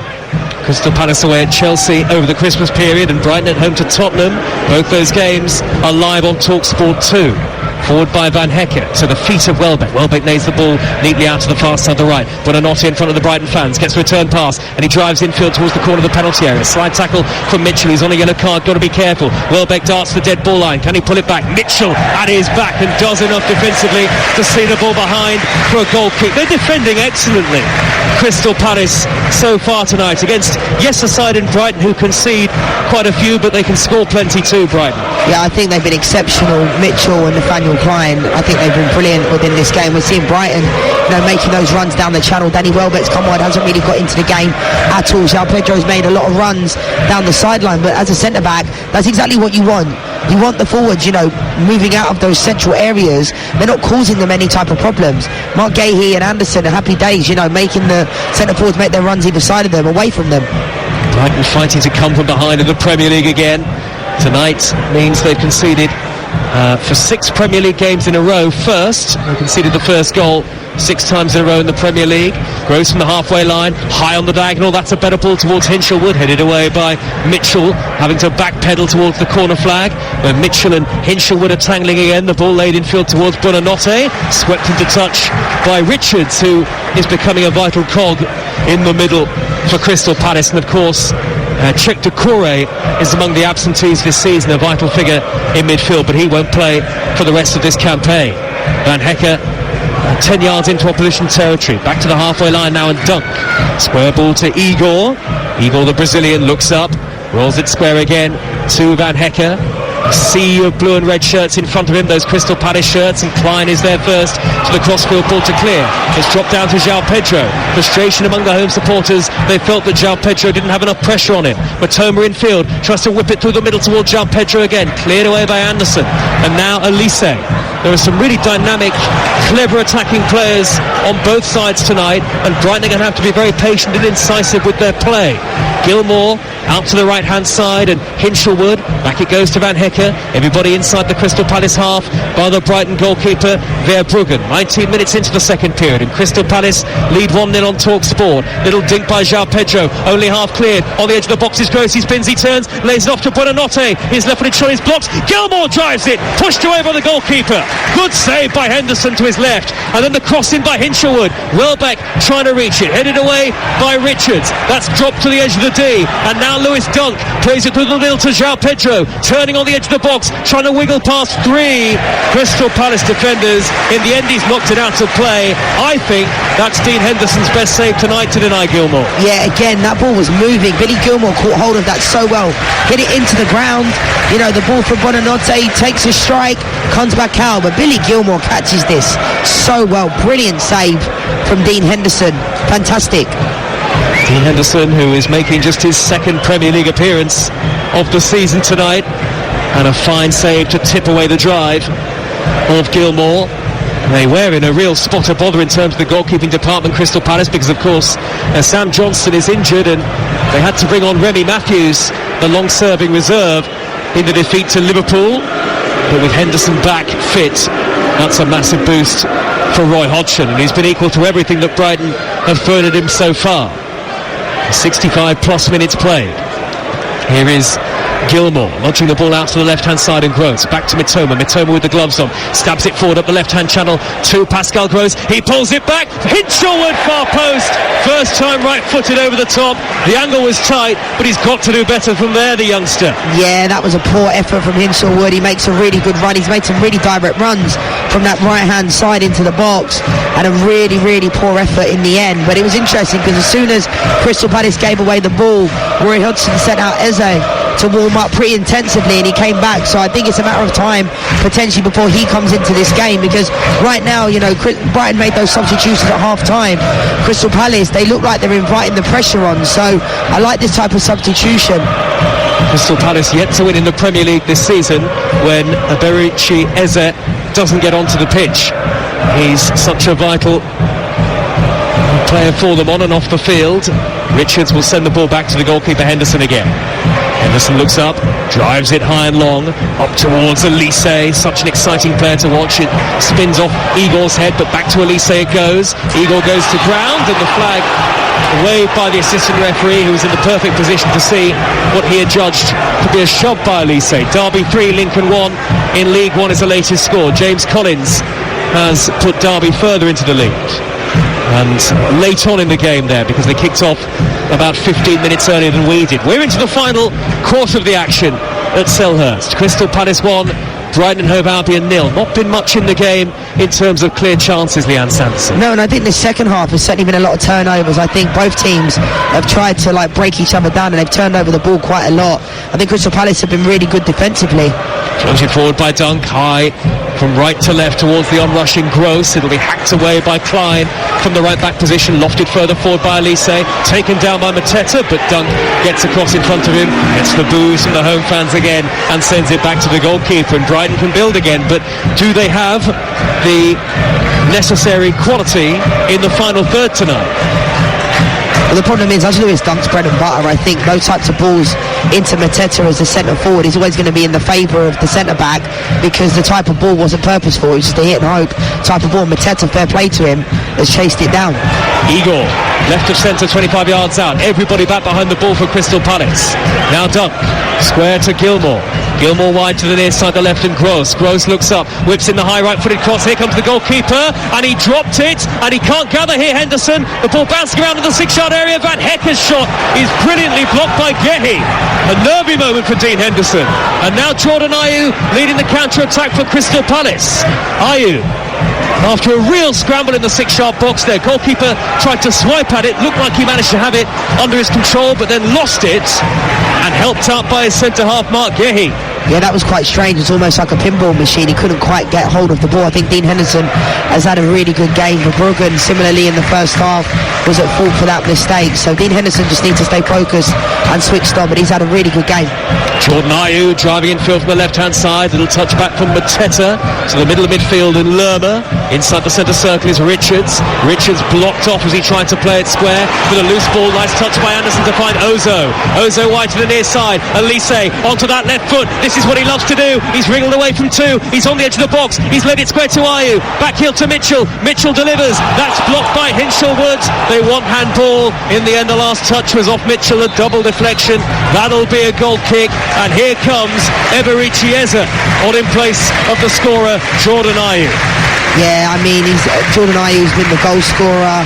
This substitution, I said it a moment ago, Eza, so bright. A lot of these talents that, the Crystal Palace have, young talents.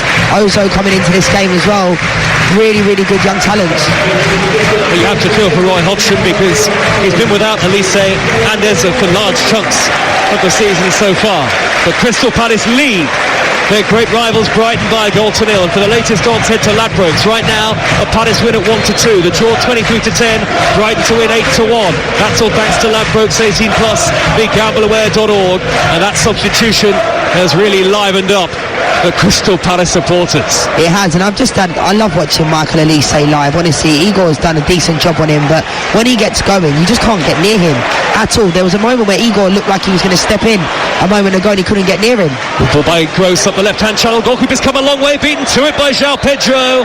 Oh, he was a little lucky there, Dean Henderson, but I say that, the flag is up on the far side in front of the Brighton fans, so the goalkeeper darted out. João Pedro beat him to it on the edge of the penalty area. His touch was heavy going away from goal anyway, and the noise you can hear is applause for Jordan Ayew, who's been at the club since 2019. Almost feels like he's been at Crystal Palace for longer than that. A stalwart in the first spell of Roy Hodgson at the club, and much the same in the second as well. He's gone back to sit in the dugout, and Crystal Palace have got 19 minutes plus stoppage time to see out here as they go for their first win in this fixture since February 2021. And I think the one that the fans would really love is a win at Selhurst Park, and they haven't achieved that since April 2018.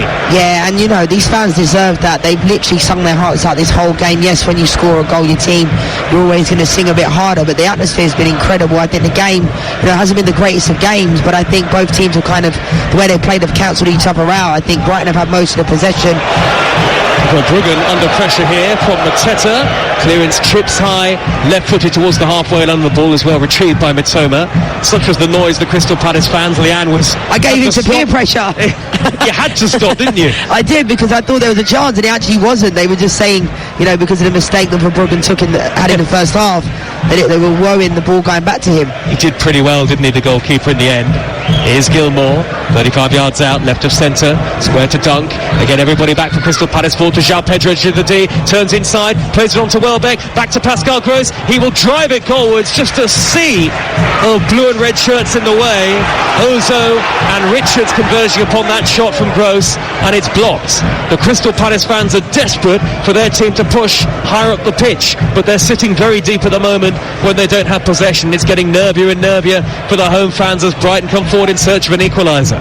Buonanotte over the edge of the penalty area, back to Jan-Paul van Hecke, forward to Gilmour. Gilmour clips in the cross, it'll drop all the way towards the far post. Some of these balls in the final third have been lacking in quality today for Brighton, and Mitoma couldn't reach that one. It's out of play for a goal kick away to our left to Crystal Palace, who lead 1-0. They have, but Crystal Palace seem to have this tendency in all of their games in the final 20 minutes or so. They seem to drop really, really deep. I'm not quite sure why, and then they look susceptible to a mistake or conceding. I know there's still 20 minutes to go or so, but at the same time I think they need to get up higher up the field of play. They have done it the whole game. They've got out quite quickly, but in the last kind of 5 minutes or so they're sitting quite deep, inviting the pressure on from Brighton, and it looks like it could be a matter of time before Brighton get an equaliser.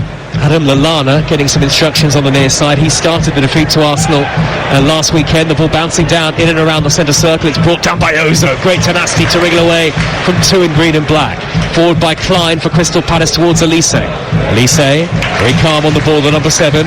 Rolls it back to goalkeeper Henderson, who'll hammer it high into the dark night sky. Straight down the middle, easily collected by Van Hecke. And Lallana is stripped and ready to come on for Brighton wearing the gloves. Aston Villa against Sheffield United tomorrow night on TalkSport is our live and exclusive Premier League commentary. Mitoma's cross, high to the far post, brought down by Hinshelwood, lays it back towards Buonanotte, could come towards João Pedro, and it could come through towards him again inside the 6-yard box. A couple of deflections in the penalty area there. Mitchell initially was caught out by the high-hanging ball towards Hinshelwood, but once again Crystal Palace survive, and once again Brighton unable to make the breakthrough. That was an absolutely brilliant first touch from Hinshelwood on that right-hand side, brilliant. And again, they're sitting deep, Crystal Palace.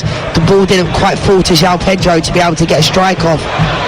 1-0 to Crystal Palace. Elise going on the outside of Igor. It's a good tussle between those two again. Igor's won it back fair and square and wins the throw off Elise. And here comes that Brighton change, and it is Hinshelwood who goes off to be replaced by Adam Lallana.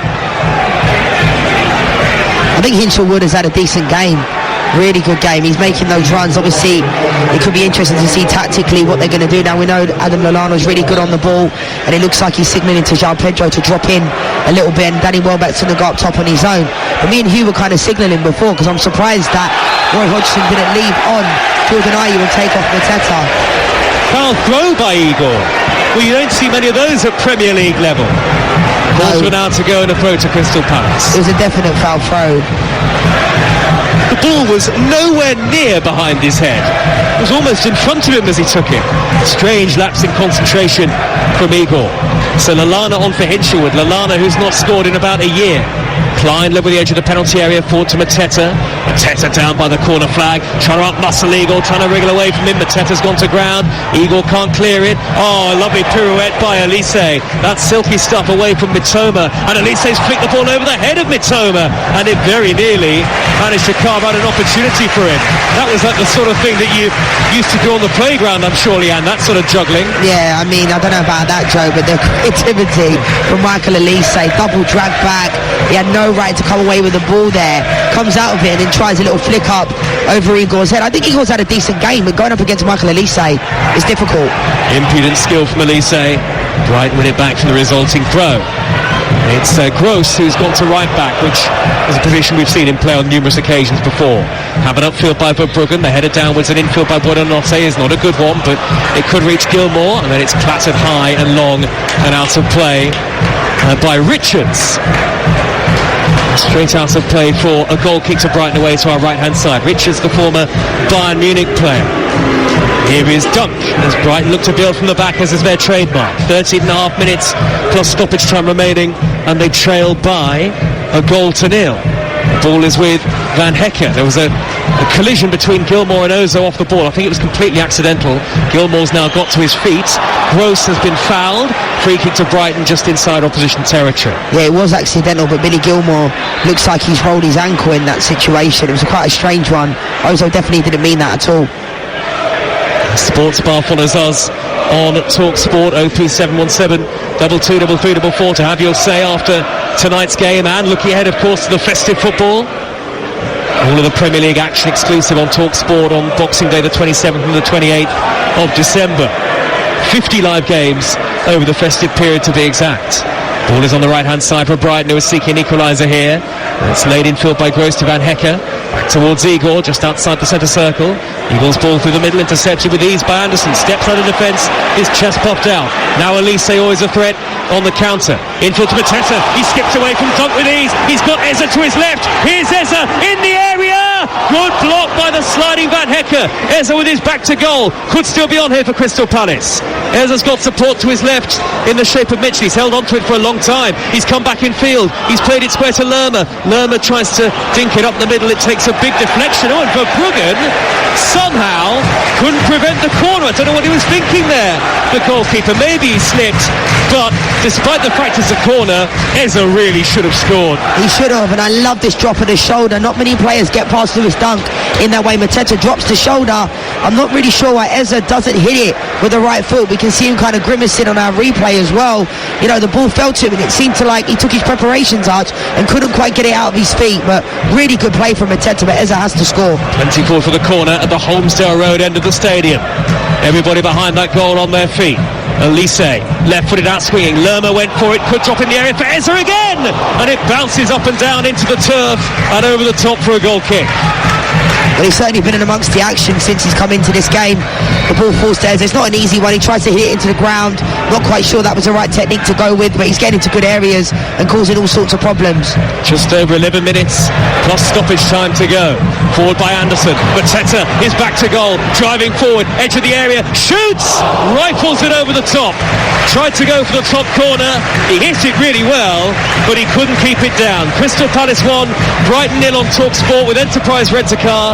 Enterprise has vans of all shapes and sizes, so if you've got a plan, they've got a van. Leanne Sanderson, former Lioness, is alongside me, and Leanne and Mateta, could he have done much better there? Maybe not. He did his best, but I think in that situation, one player, Anderson, the ball came to him and he hit it one touch, something that I think goes unnoticed as from a centre-back's perspective, that played that ball one time into Mateta. He tried to drop his shoulder. It wasn't a bad effort in the end. Didn't really have any other options. Just over 10 minutes of normal time to go. Van Hekke left in the centre circle, floats it high right to left towards Mitoma. Mitoma darting into the area. He's through here. Oh, he was tackled by Richards, tracking back. Mitoma went to ground. Henderson just helps him up to his feet, the goalkeeper, and says, get on with it. Referee didn't look remotely interested. I think it probably would have been a soft penalty had it been given, but Leanne, what do you make of it? I didn't think there was much contact, but if there is contact, then it's a penalty. He's gone through. Mitoma did so well to keep his balance in that situation anyway, but clearly they've checked it. They're in the referee's ear and it's not a penalty. Maybe he went down from clipping his own heel on his way through. Atmosphere really lively here on TalkSport. Here is Pascal Gross raining down the right hand side. He's evaded Tyreek Mitchell. He's darted in field. He's 5 yards to the edge of the box. He digs it to the far post. Mitoma on the volley, gathered by Henderson at the second attempt. Mitoma's right-footed effort was not good. It was straight at the goalkeeper, who did drop it initially but then plunged onto the loose ball. It's another warning for Crystal Palace. Brighton, meanwhile, are planning to bring on Jakub Moder, who's recently come back from injury. Yeah, we're just looking at a replay of that. Not a penalty at all on Mitoma. It looks like he clips his own foot, and he was also going down really early. I think on the reverse one just now, when he hit it on the one touch, I don't think Mitoma really needed to do that either. He had a lot of chance, but a lot of time, sorry. So I think because he looks like he's carrying a bit of a knock, he just kind of hit it. Here come Brighton again with Lallana trying to force his way through the middle. A terrific sliding challenge from Chris Richards. Great spirit about the Crystal Palace performance tonight, but in the Premier League, spirit sometimes only gets you so far. You need the quality to go with it. Up to the moment, they've done enough in the game. Brighton looking for an equaliser though with Buonanotte, and now Welbeck, edge of the area, tries to flick it up the middle towards Gross. So congested on the edge of the area, no way through yet for the visitors. Igor wide to the near side of Mitoma, corner of the area, back to Igor. A sea of Crystal Palace players in front of him. They can't quite find the gap here yet. Brighton and Hove Albion, swung in by Gross. Welbeck's header, it's looped in. It's an equaliser. Danny Welbeck, the super sub, off the bench to get Brighton level. And it's Crystal Palace 1, Brighton and Hove Albion 1, and most of Selhurst Park falls into silence. What an absolutely brilliant header from Danny Welbeck. Absolutely brilliant. It was a good ball in, but it's such a good header. Such a good header. Dean Henderson's got absolutely no chance. And I said it, Joe, about 5-10 minutes ago that it felt like it was coming. It was inevitable. They've been pushing Brighton. Crystal Palace have been sitting back, but that is an absolutely brilliant header from Danny Welbeck. That is one of the best headers of a ball that we have seen in the Premier League this season. He had to really leap from just inside the box, and he sent it looping over the goalkeeper and into the top corner. Might have kissed the woodwork on its way through. Again, a Brighton substitute has come on to score. More than 30% of their Premier League goals this season have come from the bench, and they've made that change despite the equaliser. Modder on in place of Mitoma. Modder, who, as I say, had a long spell out with a knee injury. Good to see him back playing again. So Crystal Palace 1, Brighton Hove Albion 1 on TalkSport, and an equaliser for the visitors, superbly taken by Welbeck. Yeah, brilliant header. I could watch that all day long. Absolutely brilliant. And now they want to win it here, Brighton. Buonanotte midway inside the Crystal Palace half. Lallana back to Van Hecke. Well, you did call it, Leanne. Palace have sat deeper and deeper as the half's worn on. They played very much on the counter, and Brighton have finally found a way through. Here's Van Hecke, midway inside opposition territory, over the top to Gross, cushion header infield to Lallana, corner of the penalty area, back out wide to Modder, his first real touch of the ball. Short sleeves and gloves on. Back it goes to Van Hecke again. He's poked it on to Gross. He's got it back here. Van Hecke surging into the box, blocked off by Gehi, cleared away. Gross of Brighton in front of the away fans. Yeah, they're appealing for a penalty again. It was a lovely little back heel from Lallana. You can see why Van Hecke was calling for it, but nothing really in it from Gehi at all. Derby 3, Lincoln 1 is a full-time score in League 1. It's Crystal Palace 1, Brighton 1 here, and the visitors look more likely to go on to win the game. Forward by Donkey, gets it back in the middle of midfield from Gilmore, steers it square to Igor. Igor wide to the near side, the left, and João Pedro. One-way traffic at the moment. All of the play from right to left as we look at it, and that Eza missed chance looks all the more crucial now. Here is Gilmore, wriggling through the middle towards the edge of the D, blocked off by a combination of Mateta and Elise. Mateta helping out defensively, trying to burst forward on the counter. No foul, says the referee. Modder, 10 yards from the corner flag, pushes it on to Welbeck. Modder was caught late by Elise, and it's a yellow card, I think, towards Ozo possibly, and a free kick to Brighton and Hove Albion, as Mateta now has a problem. It was a booking for Ozo, and Mateta's got cramp, and he's being helped out sportingly by Igor. Yeah, and it's interesting because since Will Hughes went off and Jordan Ayew, the balance of Crystal Palace, they just don't really look like they've got much balance within this team. Eza's come on. Yes, he's an attacking-minded player, fantastic player, getting on the ball, but defensively, Crystal Palace look like it's just dropped them back, about 10-20 yards. And they've got plenty forward from this free kick. Do Brighton and Hove Albion.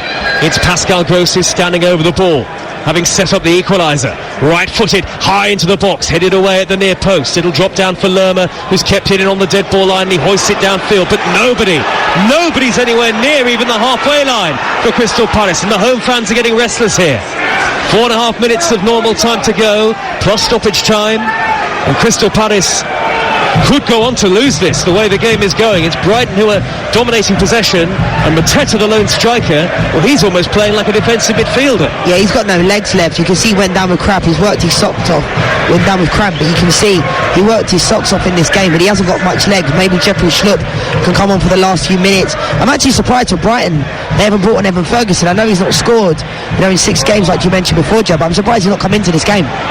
Well, the man that they have brought on, or one of the men that they brought on, Danny Welbeck, has got the equaliser. Welbeck with a relatively rare goal just his second of the season. Duncan steered it wide, angle on the right-hand side is Gross, he pushes it into the penalty area towards Modder. Gehi was calling for the goalkeeper to come and get that, and he didn't come, Henderson, and the ball has stayed in play, but the assistant is flagging on the far side, and there's a free kick to Crystal Palace. Henderson was very slow to come and claim the ball there. I think free kick's been given maybe for a foul on Modder, as Gehi was getting in front of him and trying to shepherd the ball back to his goalkeeper.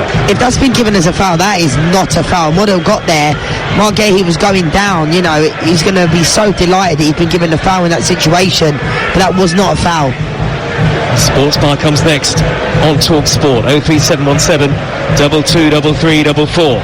We're in the 87th minute of the game. A header by Gilmour up to the halfway line for Brighton. A flick forward by Lerma. Chested down by Modder under very little pressure.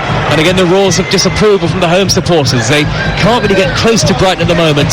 Crystal Palace. And there'll be just one home Premier League win all season so far if it stays like this. It's hammered forward, clattered forward by the goalkeeper Henderson. Brought down by Lewis Dunk, who stabs it up the middle. Little touch by Welbeck. Plays it backwards to Buonanotte, who dinks it up the middle towards Welbeck again. Anderson only half away. Comes to João Pedro. Great block by Anderson. Got himself back behind it after the initial error. João Pedro trying to place it into the bottom corner. In the end, it's a throw to Crystal Palace in the left back spot, but Brighton can really smell victory here. Great block from Anderson, because I'm not quite sure why he was back heeling it in the end, but then the second block was brilliant, because João Pedro, this one looked like it was definitely going on target. I don't think it was going in. Dean Henderson looked like he had it covered, didn't have much pace on it. Throw upfield by Mitchell, the flick by Mateta. Mateta, who looks like his legs can't carry him any further in the game, really. The ball is back with the Brighton goalkeeper, Bart Verbrugge. And now Igor in the left-back position on the near side of the field. Precious little options in terms of potential changes for somebody like an orthodox centre-forward to come on and replace Mateta. I think that's part of the problem for Roy Hodgson in this game at the moment. Van Hecke's got his back to goal. Into the last 90 seconds or so. Crystal Palace 1, Brighton 1 on TalkSport. Home fans trying to eke out a response from the players on the field, but it feels like Crystal Palace have got nothing much left in the tank. They're just sitting so deep, you know, they're dropping deep, inviting on the pressure. Forward by Gilmour, floated high up the middle. Here comes the goalkeeper. Oh, Welbeck! It took a deflection off Welbeck via the punch of Henderson, and very fortunately for Crystal Palace, it spiralled wide of goal. Henderson came right out to the edge of the box, elected to dive forward and punch that, and it spun off Danny Welbeck's head. Oh, the goalkeeper's got so lucky that has trickled wide. Yeah, we spoke about Verbruggen's mistake in the first half, but Dean Henderson definitely has got away with one there, because I'm not quite sure why he didn't come and collect the ball at all. And you know, luckily for him, Danny Welbeck went off his back and it's gone wide, but that could have gone anywhere. It was a great run from Danny Welbeck, but Dean Henderson just had to come and collect the ball, and I've been really complimentary of Dean Henderson during this game. I think he's been brilliant. Well, he's had his moments, hasn't he? But there's been a couple of them, yeah, Joe. There's been a couple of just nervy passages of play for the goalkeeper, and we're 30 seconds away from stoppage time, and the score is 1-1 live on TalkSport. Get ready for the Christmas period. Remember, make sure you download the TalkSport app to swipe between TalkSport and TalkSport 2. Some of our commentaries over the winter are app only as well, so you don't want to miss those. Fourth official standing holding that electronic board, Simon Hooper. Ball is on the halfway line with Van Hecke, high up the inside right channel. Welbeck, he's got the pace to beat Anderson. He's beaten Anderson, shoots from the angle over the top. He's had an excellent game, Welbeck, but that was going to be very difficult to keep the ball down as we go into 5 minutes of added time. And some of the Crystal Palace supporters heading for the exits now. Leanne Sanderson. Yeah, I tell you what, the momentum has completely changed since Brighton scored that goal. It's been, you know, all Brighton. Palace have just sat deep, and, you know, the fans are encouraging them. Ray Lewington as well, Roy Hodgson, get up the field of play, because they're sitting so deep, and Brighton are getting on the ball. And I think if Palace could get out of here a point, they'd have taken that before. Hammered forward by Henderson up to the midway points of the Brighton half. A thumping header clear by Lewis Dunk. Flicked forward by Mitchell over the head of Eze. That big chance for Eberechi Eze at 1-0 to Crystal Palace. Looks like a big chance spurred now because Brighton have equalised. This touched on by Lallana through the middle, gathered by Henderson again. Would 1-1 be a fair result, do you think, Leanne? I think so. I think the way the momentum of this game, and I think the stats didn't bode well. They knew it was going to be almost, this will be 6 of the last 9 that will end in a 1-1 draw. So a lot of the fans before the game were correct in what they were saying, but I was just hoping we'd get more goals with a bit more quality. Long ball by Henderson, and it bounces towards Mateta, but straight over his head. He was well marshalled by Dunk. Well, Bruggen has been a virtual spectator in the Brighton goal in the last 10 minutes or so, and it's Brighton with Buonanotte. We are 1 minute and 15 seconds into 5 added at the end of the game. Threading it left to Lallana, midway inside the Crystal Palace half. He turns and he pops it out to the left, and João Pedro, who's been a little bit quiet in the game at times, though he did have that chance a couple of minutes ago. Great block by Anderson. Now Dunk nudges it square to Van Hecke. Everybody back behind the ball again for Crystal Palace, and now Van Hecke. Well, it's a rare error in possession from him. For once he's knocked it straight out of play, and that's a throw to Crystal Palace in front of the Brighton fans on the Arthur Wade side of the ground. Yeah, that was poor from Van Hecke. You could see they just wasn't on the same wavelength, Pascal Gross and him. Mateta trying to barge his way up the left-hand channel. Van Hecke came across. That will be a Crystal Palace throw. 3 minutes of added time to go. Still the noise from the Holmesdale Road end, though there are gaps and blue seats starting to spring up elsewhere around Selhurst. Mateta's done well again to bully Van Hecke into conceding a throw, and he's asking for more from the home fans. Mateta waving his arms up into the air. A little bit of territory for Crystal Palace here. And Mitchell's ball in field has dropped down to Lerma, midway inside opposition territory, has to go all the way back to the halfway line, and Anderson quickly square to Gehi. Gehi has got Mitchell hugging that far side touchline. It's touched on to Eze. Eze level the edge of the 18-yard box, drives in field, back he goes to Lerma. Lerma touches it square to Richards. Halfway through added time, and the score is 1-1. A goal here would be enough to win the game for either team. Elise with those quick feet, but he can't get past Igor on the Palace right. Back it goes to Klein. Now to the halfway line, and Anderson again. Anderson looks up, angled ball to the right once more, and Elise again. Elise backwards to Klein. Klein looking for a target to aim at. Back to Anderson, chipped over the middle beautifully. Elise headed away by Dunk, back to the goalkeeper. Very calmly done by Lewis Dunk. Absolutely brilliant defending from Lewis Dunk, because the pressure was on. You can see it was a really good ball from Nathaniel Klein. The bounce could have bounced wrongly for Lewis Dunk, but he did really well. Michael Elise was pushing, but I think the Palace fans will want the full-time whistle to come ASAP, because you can see this Brighton team, they're kind of coming into themselves. The last kind of 15-20 minutes of possession has been with them. The chance have been created with them as well.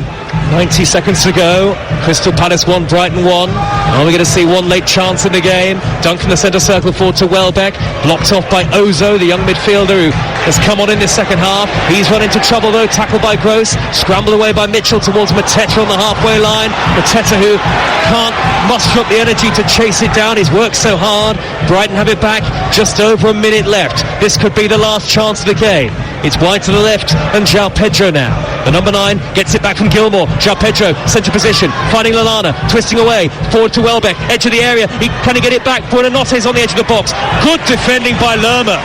Having got in a tangle twice, he got it clear. And now Eze trying to break towards halfway. He's faced up by Van Hecke. Van Hecke blocks him off. Brighton have it back. 1-1. Buonanotte. Last few seconds here. 40 seconds to be exact. It's with Igor. Crystal Palace have everybody back behind the ball, and Brighton have possession with Gilmore. Midway inside opposition territory. Wide to the right and Gross. Back it goes. Jan-Paul Van Hecke's cross is charged down by Eze. Eze will sprint towards the loose ball. They have to go back Brighton with Gross to goalkeeper Verbruggen. Last 20 seconds to go. Brighton have possession, but at no great pace. Here is Dunk. Centre circle. All eyes on the referee. Square to Igor. Igor can possibly hang up a cross. He goes back and infield to Dunk again. We've nearly had the 5 minutes of added time. Van Hecke wide to the right hand side, and Gross again. Gross back to Van Hecke once more. Midway inside the Crystal Palace half. Plays it square to Igor. Whistles from the home supporters. 1-1 the score. Lallana and now Welbeck on the edge of the box. Plays it backwards to Igor again. One last attack. Header away from the heart of defence by Gehi. Not very far though. The loose ball drops to Lewis Dunk. Still we play on here. Well over 5 added minutes have been played on TalkSport. Still the score 1-1. The tension for the home fans hard to bear as Gilmore shoots. It's over the top, and that is the end of the 95 plus minutes, and the spoils are shared in what was at times a thrilling encounter between these two great rivals, Crystal Palace and Brighton and Hove Albion. Certainly was a game that ebbed and flowed. Both teams played in patches, really. Crystal Palace took the lead just before half-time through Andre Ayew's downward header after a mistake in the build-up from the Brighton goalkeeper, Bart Verbruggen. Ebery Chiesa came off the bench, had a golden chance to make it too, but fluffed his lines, and Brighton got what I think, on the balance of play, will feel like a deserved point going into the Christmas break. Danny Welbeck off the bench to head in a superb equaliser, looping the ball over Dean Henderson. And on a night where the atmosphere was tremendous, the tension was in the air throughout, the points are shared at Selhurst Park. Just one home win in the Premier League so far this season for Crystal Palace. It has finished Crystal Palace 1, Brighton and Hove Albion 1.